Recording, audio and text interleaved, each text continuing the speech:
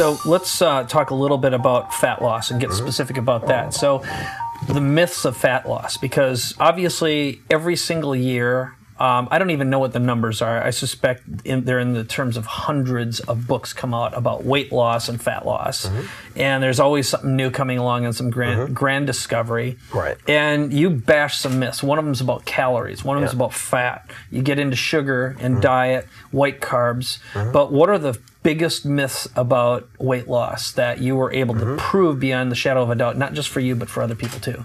The biggest myths are actually very easy to dispel because the science is very, very, very solid. It just happens that it's been misreported in the media and in diet books for so long that people think the facts are, in fact, the myths themselves. So let's start with calories. Yeah. So with calories, you have a calorie is a calorie. Even Stark, I think his name was Professor Stark, who's the head of the nutrition department at Harvard University, said a calorie is a calorie, whether it's bourbon or fat or sugar, which is as nonsensical as it could possibly be, because the hormonal effects of these calories is really what matters in many cases. So let's talk about a sugar calorie versus a fat calorie. Right. So let's talk about a protein calorie as well. So or we'll just say a gram of protein. Great. So if you have a gram of protein, or let's say 4.5 calories of protein versus 4.5 calories of carbs, the protein will actually have a number of positive effects that will accelerate fat loss, generally speaking. That could relate to thyroid hormone. It could relate to thermogenesis. So a lot of the calories you consume in protein are dissipated as heat. You lose them as heat, which is not the case when you look at, let's say, fat or carbohydrates. Digestion is also a factor. So it's not what you put in your mouth that matters. It's what hits your bloodstream that matters. And so if you ate 4,000 calories of bark, let's say, you certainly don't have to go to the gym and burn 4,000 calories of bark because your body didn't absorb it in the first place. Right. And you can use that to your knowledge, to your benefit. Let's say when you're eating for New Year's or for a birthday, when you know you have to binge, you can minimize a lot of that damage. The other main argument, more serious issue, I think, with calories is people think about calories in, calories out. It's just beat into their heads. Calories in, calories out. That's all it is. You need to burn more than you eat. Well, as it turns out, humans can get rid of calories a lot of ways. It's not limited to exercise. So you could excrete it. You could dissipate it as heat. That's how Ray Cronise, the NASA scientist, tripled his fat loss, was by using very strategic intermittent exposure to cold. Right. And so the whole point there is if you lower your body temperature, you're going to burn more of a certain type of food. Right, you can burn more calories. And in this case, fat calories specifically. And it's what this means is Newton and the laws of thermodynamics, those all work. But nutritionists have been misinterpreting this and sharing the wrong message for decades and decades, and it just won't go away. So the book is intended to come back to the real science and show, actually, I ate almost 7 times my metabolic rate, so my resting metabolic rate.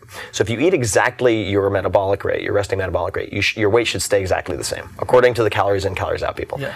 I was able to eat almost 7 times my resting metabolic rate and have lower body fat 2 days later and weigh in lighter 2 days later after doing that. So how does that happen? Right. It means very clearly that it's not as simple as those nutritionists usually make it out to be. So one of the things that you explore in the book then, maybe to kind of cut to the chase and reveal the big secrets are, you've got some nutrition advice, some very specific advice, and a diet. And we'll be talking about the slow-carb diet in a little while, so that's one of the things. You've got nutrition advice, which is supplementation, natural, non-drug-like, I guess we can say, that are easy to take. And I've been testing it myself. I've noticed definitely a distinct difference in my energy levels. And I've been doing supplementation for probably 15 years consistently. The next thing you've got is this careful usage of ice, for example. And you ended up coming up not, with something, you did the test where you're in a bathtub with a bunch of ice versus applying ice just to your neck, for example. So you were able to find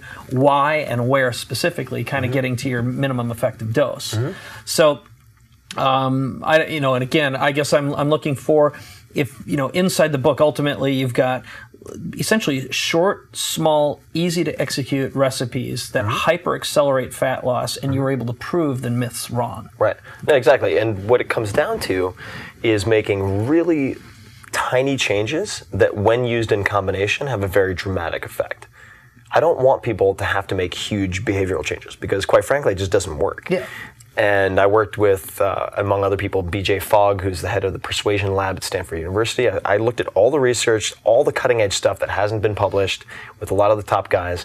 It just doesn't work when you ask people to change, make these massive, enormous changes. So I would rather say, all right, you're going to wake up, you're going to have 30 grams of protein within 30 minutes of waking up. Here's a shake. You do that. Boom. Don't have to think about it. It takes 60 seconds. And then you're going to change your coffee by swapping out skim milk and putting in this, or you're going to start using, let's say, stevia instead of agave nectar, which people think is really healthy, and it's actually probably just as bad as high fructose corn syrup when it comes to fat gain. Just these little swaps, and those 4 or 5 things add up, and you find people losing an additional 4 pounds of fat a week, and that's no exaggeration. Actually pretty typical if somebody has 20, 30 pounds to lose or more. And people are surprised by how little it takes. But like we were talking about before, the challenge is finding those small changes in the first place, and that's why I had to do all the experiments.